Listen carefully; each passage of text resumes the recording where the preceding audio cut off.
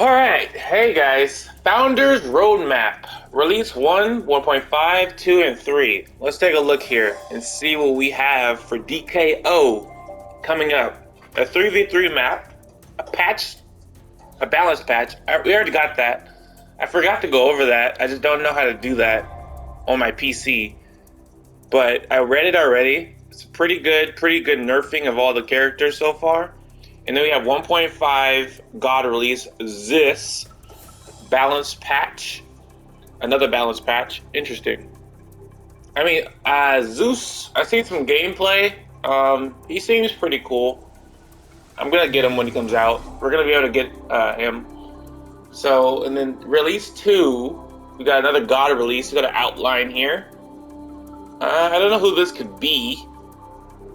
It's not bringing up any like familiarity with me, but we got a new God coming out, new dual map, 2 new dual maps. I believe dual is like 1v1 and 2v2, or just 1v1. I'm not too sure, but we got a new map for that. New quest, interesting. That could be interesting. Stuff to strive for, login rewards. Okay, I wonder when we're gonna get the battle pass. You know, that's what I'm curious about. First season. Okay, everything is right here. First season, the battle pass right there. Release 3, Norse Realms. That's interesting. God release, another one. I wonder if it's gonna be Ares. I don't know. That kind of reminds me of Ares. And we got new 3v3 and a new dual map. Quickly before we get into the gameplay, let's go over her skills. Fade, rise into the air. Select the ground location. On landing, you become invisible for 3 seconds. Performing an action gets getting hit or taking you out of stealth. Will take you out of stealth, I mean. Enemies in the landing zone will take 5 damage and light knockback. And then Seeking Sickle, throw a sickle forward. She does 10 damage with that. On return, it hits enemies on return and makes them, dealing another 10 damage and heavy knockback. But I noticed it doesn't really do knockback. It mostly just like floats them into the air kind of in front of you for a little while. And then Lunging Cleave, scamper forward quickly, doing slashes multiple times with their sickle. First 3 hits does 3 damage, last hit does 6 damage and heavy knockback. Really strong move. I get punished by that move too much. Her ultimate's a really good move. It does fear. You're gonna see it right here in the gameplay. Fear, and it does after traveling forward, it does seeking. It splits into multiple projections that guards the area, fearing additional enemies coming into range. Refiring the ability calls it to stop early. Oh, I didn't know that. Interesting. Okay, let's get into it. Okay, Izanami gameplay here. Fighting Athena, I realize in retrospect that she's a hard hero to fight. She has a lot of defensive mechanics that if you push her, you know, she's gonna be punished.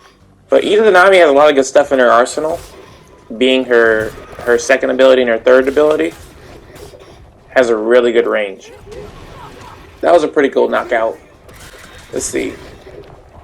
Main things Izanami have that could be useful to you is her third ability. Has a lot of range and a lot of like stickiness, I guess. Like the move kind of just grabs the enemy in the animation, as you see there. It's kind of just like a really easy move to grab somebody into. So that's probably her main finisher right there. Her spike ability, she has a spike ability. Some characters don't have spikes. She has a spike with being her air heavy. Some people's air heavy isn't a spike, but like Hercules, for example. But hers is a spike, and I found her spike to not be as good as, I don't know, it's just slow to me. So some other people's spikes are faster. As you'll see in my next guide, it'll be Arthur. That's a bit faster, but she is really good. She has invisibility and fear, which is a really good ability to, you know, scare the enemy. And her third ability is her main thing. If she didn't have her third ability, she'd probably be a lot weaker. But that third ability, whether she's invisible or she has fear on the enemy, is almost a guaranteed knockout if they're like above, I would say 70%. Then it's a guaranteed like knockout. But this took a little while to record because like I'm not that good in Izanami, so I was losing a bit. But I want to show you guys some of the stuff, some of my highlights of how I was playing with the Izanami. Inazami. I don't know why I keep saying that wrong. It's an interesting name to say. But let's see here. Her ultimate is also really good. You can catch people like in very tight spaces and get them feared. That's the strategy with it, to try to get people trapped with the fear in the area. Because if it's like super open space, it's hard to judge where they're gonna be. But if it's like right next to them in like a little tight space, it's easy to grab them into. And don't forget, you're immune. I think, well, I mean, you're immune to the fear, but you yourself. But I don't think you are immune during the animation. So watch out for that, because some people have immunity. Like right there, Athena has super armor. You can't do anything with her. Like if you try to use your ult with her ult, you probably lose. But yeah, Izanami is a really fun god. I had a lot of fun using her. I don't think she's gonna be one of my mains, but just because of her spike. If she had a better spike, I'd probably use her more. But just her invisibility and her third ability alone is probably what I do the most. I don't know if that's high meta. I've seen a lot of people play with Inazami. Or that name, man. It's so hard to pronounce. Like on a fast basis. But I've seen a lot of people play Inazami high like 20, like their 20 god pass and stuff. And what they do is just pretty much turn invisible a lot and use the third ability, catch you off guard, and then they really play aggressively, right? Like go all up in your face with like, you know, all her abilities.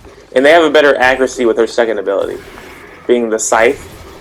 Having more accuracy with that second ability is really going to help you out if you like to main Inazami, because playing on the PS5, it's hard to be really good at accuracy with throwables, any god, because you're using an analog stick. But if you're on PC, you shouldn't have a hard time using any character with a throwable. I feel like I'm playing people with PC because, you know, they have better aim, or they plan it better. I gotta like use my analog stick to move around and stuff, you know? But yeah, Inazami is really great. I had fun with her because she's just really strong. Like, most characters can't really, you know, contend against her third ability. But Athena can. I fought Athena. I mean, I won against Athena a lot. But, you know, her parry is really good against most things. So, you know, fighting against Athena multiple times got me a bit of... I fought a really good Athena, and I still won. So, I mean, you know, that says a lot. But main things to do with Izanami is to try to use her ultimate off the ledge, right? That's a really good punishing ability. If they're off the ledge, use your ultimate, try to get them and kill them. But that's pretty much it. You know, her third ability is really strong. Use that, and you'll have a good time.